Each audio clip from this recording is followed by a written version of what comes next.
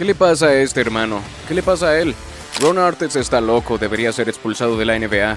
Sí, y está tratando de llegar a la banca. Artest está en un estado y va a cumplir tiempo en la cárcel. Una cosa es beber durante el medio tiempo, pero admitir... Ron Artest está loco.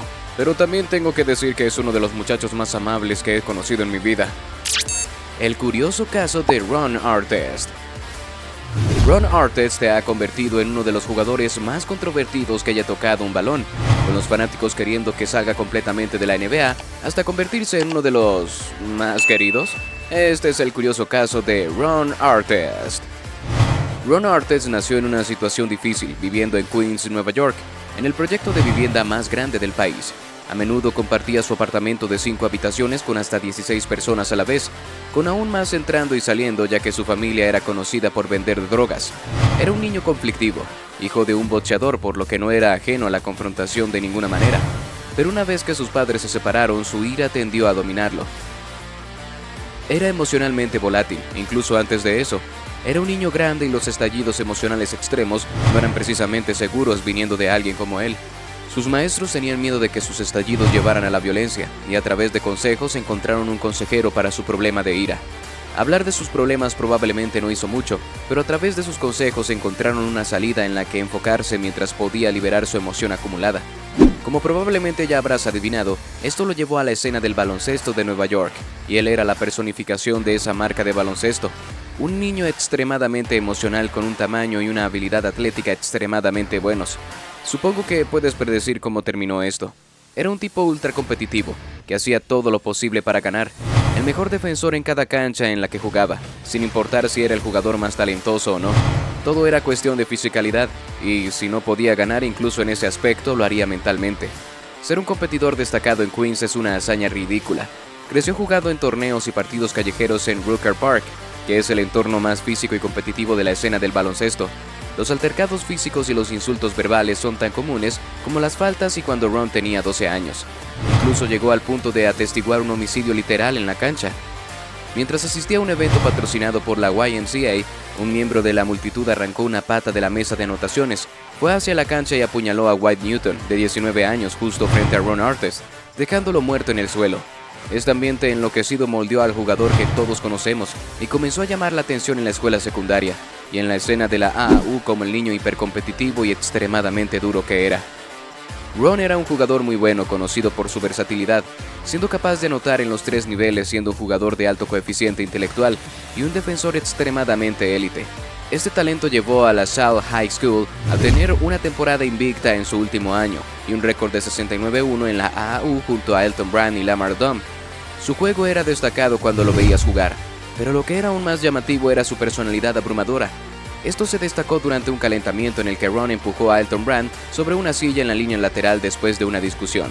Para muchos era un problema, pero en la Universidad de St. John's era un alero titular. El liderazgo se manifiesta de muchas formas, supongo. El entrenador de St. John's, Fran Fraschilla, encontró en Ron a su hombre. Ron hizo muchas cosas buenas durante su tiempo en St. John's. Fue un gran jugador, por supuesto, pero también fue admirado en la comunidad de Nueva York, frecuentando juegos en silla de ruedas y otros eventos benéficos, pero no siempre fue tan amable. Este tipo podía cambiar en cualquier momento y convertirse en tu peor pesadilla. Se enfadaba y lanzaba todas las pelotas a las gradas durante los entrenamientos, peleaba con sus compañeros de equipo y destrozaba la oficina de su entrenador. En el mejor de los casos, ese tipo era una incógnita, o para ser más claro, no tenía la estabilidad mental suficiente para desempeñar su posición. Pero el talento es el rey y claramente benefició a su equipo, pasando inmediatamente de un récord de 13-14 a un récord de 22-10 y luego un récord de 28-9 en su segunda temporada, logrando una aparición en el torneo de la NCAA y Ron promediando un total de 14.56 puntos, 6 rebotes y 4 asistencias con 2 robos por partido y un bloqueo por partido. Era un prospecto interesante, tenía potencial de anotación, era moderadamente atlético y podía finalizar bastante bien. Su porcentaje de tiros de 3 puntos aumentó del 33 al 37% ese año, así que eso era una gran ventaja. También era un facilitador bastante subestimado, pero lo interesante de este chico era lo que mostraba en la prueba visual. Su velocidad era tal vez un poco por encima del promedio, mientras que era uno de los mejores defensores en el baloncesto universitario. Este chico estaba musculoso, lo que le ayudaba a marcar a los jugadores. Por supuesto, realizaba rotaciones bastante buenas y ofrecía versatilidad defensiva. a pesar de ser un alero de menor estatura que extrañamente no era lo suficientemente rápido para jugar en otra posición. Además ejercía como líder vocal mientras era una completa bomba de tiempo. ¿Por qué funcionó esto para él? Probablemente porque era el chico más competitivo del mundo. Después de postular para el draft de la NBA de 1999, las interrogantes eran tan obvias que básicamente se aceptaron como consecuencias de elegir a Ron Artest. Aún así fue seleccionado en la mitad de la primera ronda, en el puesto 16 en general, junto a su excompañero de equipo Elton Brand, quien fue elegido en primer lugar por los Chicago Bulls. Este equipo era muy malo, ya que estaba en plena reconstrucción, solo un año después de la partida de Jordan. La responsabilidad era bastante grande. Se esperaba que él llegara y comenzara la reconstrucción después de una de las mayores dinastías en la historia del deporte. Pero Artest no lo tomó exactamente así. De hecho, básicamente se burló de la franquicia en general. Frecuentemente bebía en el medio tiempo. Sí, en realidad festejaba día y noche y, en sus palabras, trató su paso por los Bulls como unas vacaciones prolongadas.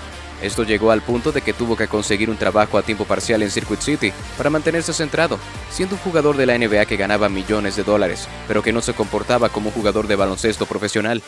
A pesar de esto, Artest fue un jugador de la NBA muy sólido, principalmente por lo que aportaba en el aspecto defensivo. La determinación y la fisicalidad con las que jugaba desde su infancia hicieron que la transición a la NBA fuera bastante fluida.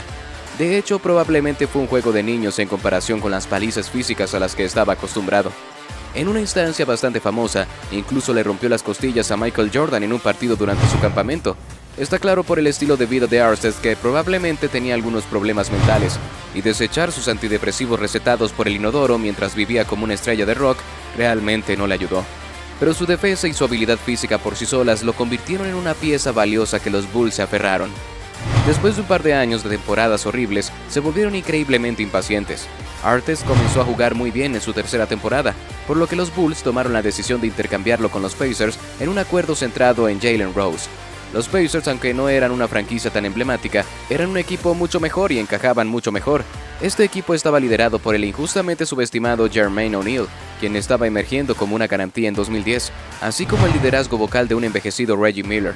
El rendimiento de Artest aumentó enormemente en su primer año completo con Indiana, a medida que su rol iba aumentando. Promedió 15.5 puntos en triples y es una producción bastante decente, incluso si se trata de algunos porcentajes de tiros mediocres, pero combinado con su defensa que parecía mejorar a día, Artest era un talento emergente muy valioso. Pero no se confundan, Artest no llegó sin dramas. Desde su explosión contra Pat Riley hasta destruir un televisor en el Madison Square Garden y presentarse a los entrenamientos con una bata, venía con su propio conjunto único de problemas, pero aportaba mucho más a la mesa. Reggie Miller fue un jugador bastante intenso por su cuenta y vio el lado positivo de Artest. Lo tomó bajo su protección a su manera e intentó transmitirle el legado de la franquicia. Artest dio un salto aún mayor en la siguiente temporada, pasando de ser un equipo joven y divertido a un verdadero contendiente al título, y esto se debió a las mejoras que él hizo en particular. Artest fue el mejor defensor perimetral de la liga en ese año. Su fisicalidad le permitió enfrentarse a jugadores grandes, al mismo tiempo que era el mejor defensor inusual en la NBA. Jugaba un estilo de defensa único que no se reflejaba realmente en las estadísticas, pero era extremadamente efectivo. Quiero decir, este tipo se convirtió en el sexto jugador perimetral en la historia en ganar el premio al mejor jugador defensivo del año, justo en medio de la racha de Ben Wallace, con 5.2 victorias defensivas y una calificación defensiva de 96. Sin duda fue un defensor de todos los tiempos. Su juego ofensivo también comenzó a florecer, promediando 18 puntos por partido. Aún era bastante crudo y solo lo suficientemente bueno para salir adelante y lanzar tiros, pero no lo suficientemente bueno como para ser la opción principal. Pero como el mejor defensor en la cancha el 99% del tiempo, esta fue una temporada dominante. Los Pacers lograron 61 victorias este año, y una vez que superas la marca de los 60, es difícil verte como otra cosa que no sea un contendiente al título. Pasaron la primera ronda venciendo a los Hawks en 6 juegos, y luego se enfrentaron a los últimos equipos que uno quisiera ver en la década del 2000. El enfrentamiento entre los Pacers y los Pistons en 2004 puede que no haya tenido muchos partidos reñidos, pero fue una de las series más emocionantes que he visto en mi vida. Ninguno de los equipos anotó más de 90 puntos en ninguno de los 6 juegos disputados. Después de empatar la serie 2-2, los Pacers se desmoronaron debido a una pobre actuación ofensiva de Artest, quien tuvo un porcentaje de tiros de campo del 30%. Esta derrota fue dura, pero parecía ser el comienzo de un futuro muy prometedor para la plantilla de los Pacers. Sin embargo, también fue cuando Ron Artest comenzó a caer en un agujero que solo él realmente podía entender. La presión estaba sobre él, sumada a otros factores como la pérdida en su familia. Estaba luchando mucho con su depresión y ansiedad en ese momento. Incluso llegó al punto en el que Artest planeó retirarse, es decir, solicitó los papeles de retiro y todo, pero los Pacers lo convencieron de lo contrario. Estaba desconectado, claramente. Incluso pidió tiempo libre al comienzo de la temporada para promocionar su nuevo álbum de rap. No estaba en el estado mental adecuado, pero cuando las cosas iban mal para él solo sabía hacer una cosa. Artest salió y jugó de manera increíble para comenzar la temporada 2004-2005. Incluso ofensivamente fue notable. Era un leviatán. Anotaba la pelota de manera increíblemente eficiente, con alrededor de 50, 40, 90 y 24 puntos por juego, al mismo tiempo que era uno de los mejores defensores que este juego ha visto. Los Pacers eran favoritos para ganar todo y Artest parecía legítimamente uno de los mejores jugadores de la liga. Iba a ser algo sobrenatural detener a este equipo, pero eso sucedió. El 19 de noviembre de 2004, una fecha que siempre se recordará como uno de los días más oscuros en la historia de la NBA. Un enfrentamiento contra los Pistons desató una ira que, seguramente, todos esperábamos, pero lo que siguió parecía sacado de una película. Artest golpeó a un fanático al final del juego, lo que provocó un altercado entre ambos equipos. Para tranquilizarse después del enfrentamiento, Artest se acostó en la mesa de anotadores mientras continuaba la pelea, hasta que recibió un golpe de una cerveza lanzada por un fanático. El resto es historia. Artest ha saltado de la mesa y está tratando de ir hacia las gradas. ¡Oh, esto es terrible! Los aficionados se involucraron. Stephen Jackson también. Malice at the Palace es una historia bien conocida que nunca deja de sorprender. Esto resultó en una suspensión para el resto de la temporada para Artest y una multa de $5 millones, así como suspensiones para sus compañeros de equipo Stephen Jackson y Jermaine O'Neal, quienes también se enfrentaron a los fanáticos. Este equipo realmente no se llevaba bien, pero parecían respaldar a Artest a pesar de la falta de enfoque que mostraba, lo que hizo que su solicitud de cambio al siguiente año fuera aún más traicionera. Esta situación dañó las relaciones incluso hasta el día de hoy, y enterró su reputación incluso más de lo que pensé posible. Quiero decir, este movimiento fue irrespetuoso directamente. Después de lo que acababa de hacer, este movimiento dejó un mal sabor en la boca de los fanáticos en general. Al siguiente año fue intercambiado a Sacramento, donde su crecimiento se estancó. Este fue el final de la etapa de Artest como jugador de nivel All-Star. Durante este tiempo desarrolló su juego para ser una mejor pieza de apoyo, superando el promedio de la liga en sus segundo y tercer años en Sacramento, especialmente desde la línea de 3 puntos. Incluso promedió 20 puntos por juego para ellos, lo cual fue la única vez en su carrera, al menos en las temporadas en las que no golpeó a ningún fanático. A pesar de su producción, Artest definitivamente se desvaneció de los reflectores. Quiero decir, era como el segundo hombre en un equipo mediocre. Pero el mayor punto de discusión vino de un cargo por abuso doméstico en 2007, así como un caso no relacionado en el que tuvo que renunciar a su perro debido a malnutrición y negligencia. De hecho, cumplió tiempo de cárcel por los cargos, pasando 10 días en la cárcel, y definitivamente se convirtió en el tipo más odiado de la NBA. En este punto es difícil verlo como algo más que una persona despreciable. Más tarde fue intercambiado a los Rockets para formar equipo con T-Mac y Yao, e incluso ellos no parecían estar muy contentos con el intercambio. A pesar de ser un defensor élite que podía encestar el balón con un 40% de eficacia, todavía era conocido como el tipo que golpeó a algunos fanáticos. Los Rockets ingresaron a los playoffs con su parte de lesiones. Por supuesto, este equipo es conocido como uno de los mayores what if en la historia, con las carreras de sus estrellas destruidas, pero Artest mantuvo a estos chicos con vida. ¿Quieres admitirlo o no?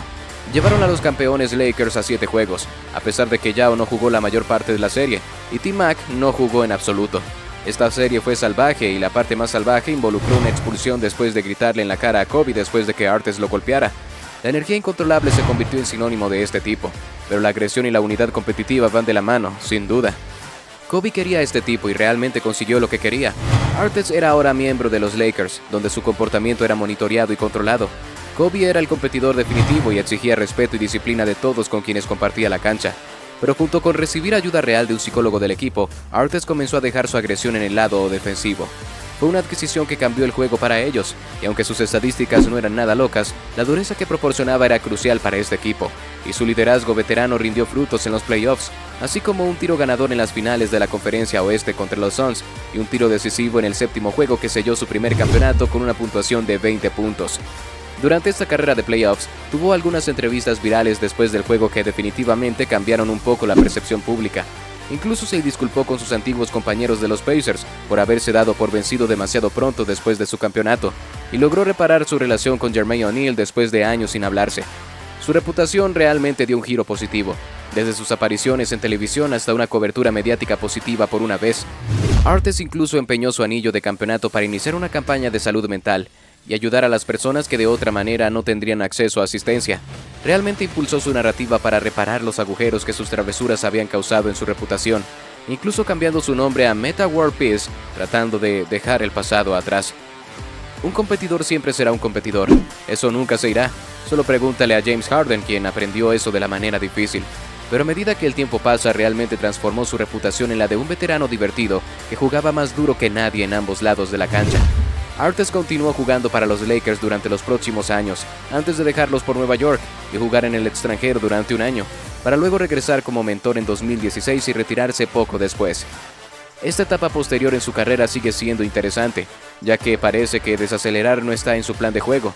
Desde desarrollar la versión de Airbnb de los juegos de Pickup hasta graduarse en UCLA, casarse y cambiar su nombre nuevamente, definitivamente ha estado activo, pero ha mantenido el acelerador a fondo en su campaña continua por la asistencia en salud mental. La historia de Ron Artest parece tener un final de cuento de hadas en cierto sentido. Desde ser un niño que jugaba en las calles hasta convertirse en un hombre en la cima del mundo, que lo perdió todo en una victoria antes de dedicar su vida a los mismos problemas que casi lo destruyen. Las imperfecciones perfectas de la saga de Ron Artest hacen que sea una historia que vale la pena contar, y que seguramente nunca volveremos a ver algo similar. Gracias por ver hasta aquí, y nos vemos en la próxima. Paz.